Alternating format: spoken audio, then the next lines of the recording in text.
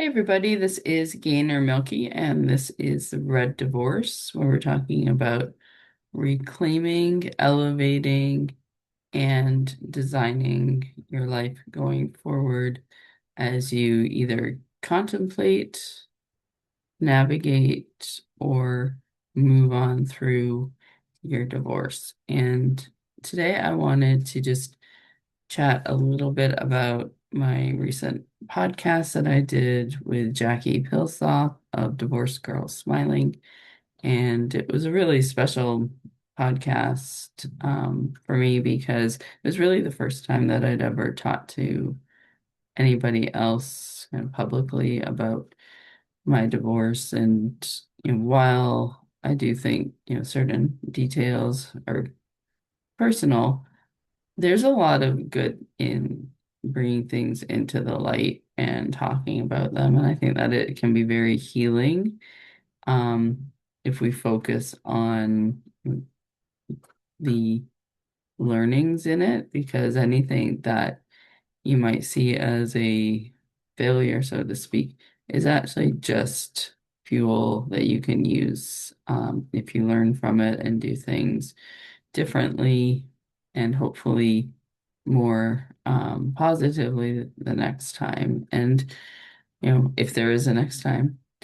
But I think what I learned from speaking about the divorce was that there are other perspectives, and that for a long time I felt like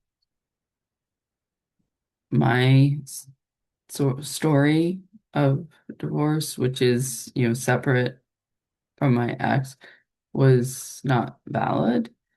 And there were a lot of things that happened that weren't positive, that impacted me negatively. And for me to feel like I can't talk about those things in like a broader context of helping people is actually very limiting, and it's not helping me build a bridge to better, which is something that I talk about a lot, is how can we use the experience to guide us through our life on a better path and learn from it, and also share that learning so that we can help other people, which I think once you've been through something that's traumatic like a divorce, finding purpose in helping other people who might be facing a negative situation that they don't know how to deal with is really important too.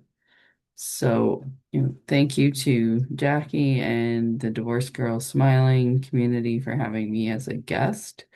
I would also say that one of the most difficult things for me has been, sitting in a kind of awkward space between, you know, wanting to help educate, but then not um, crush like my daughter's relationship with her father either. And I think that's really, really important too, because, my daughter is now an adult. She's not a minor child.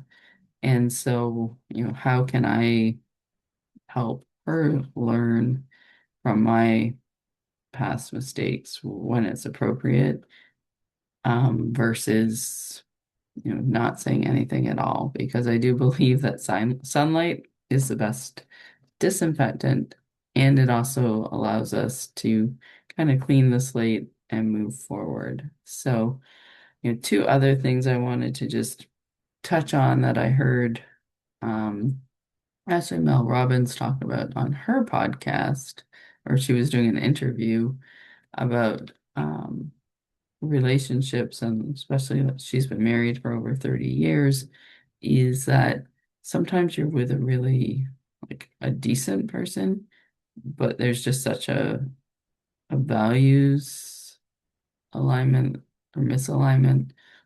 For she uses the example of somebody's like a morning person and the other person likes to sleep till noon. I mean, I had that in my marriage, but it wasn't like the deal breaker. It's like, are there things that one person does that just you really just can't get on the same page with?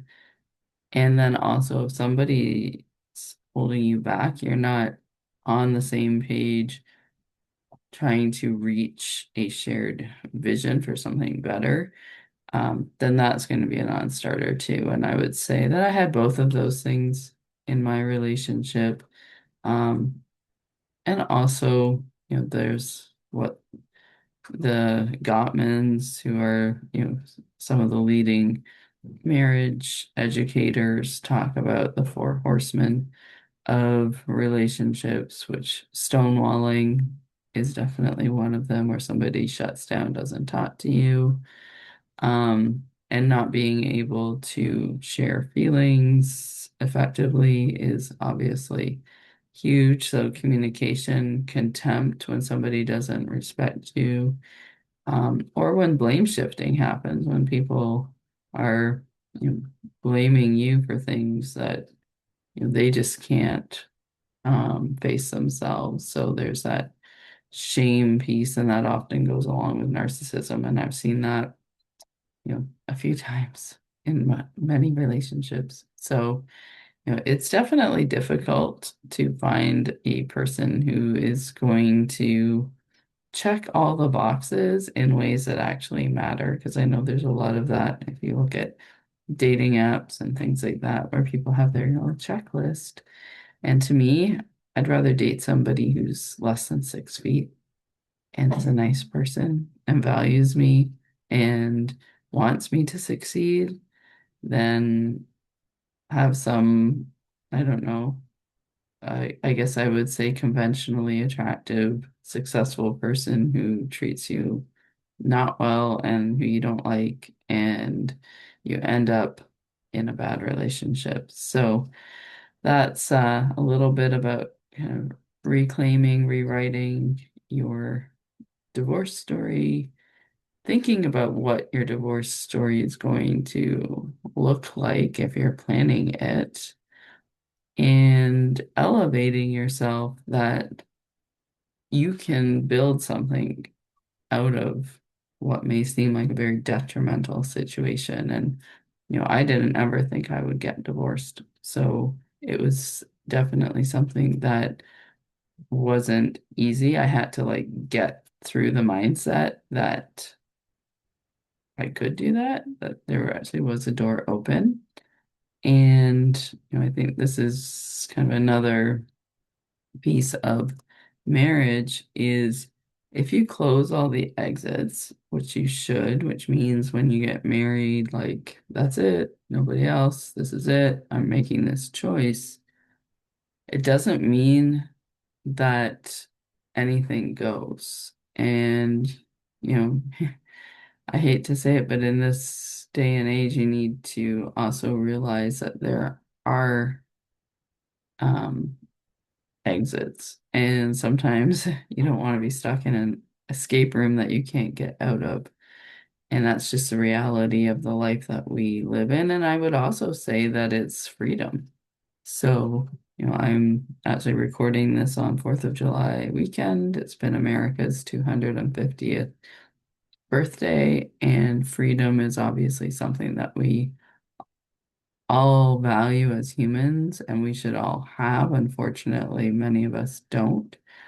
But I would say that when it comes to divorce, you can use your freedom as fuel to help others and to help yourself and hopefully create a better situation for everybody involved and put everybody in your family on a conscious path to success, which is what I teach in the Conscious Success Plan and my conscious success coaching and my conscious parenting coaching that you can check out on planctraining.com.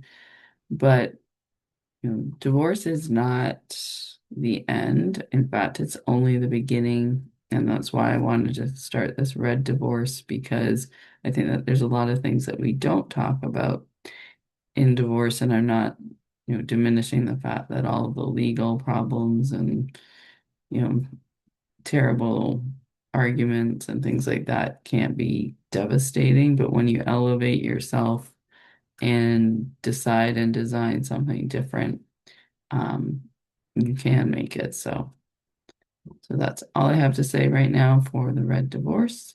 And I hope that wherever you are in your divorce journey, you are processing it, finding peace, and being able to see that writing a new chapter in a new book is possible. And it may just be the best thing that you can do for yourself, your family, and eventually the other people that you are going to help.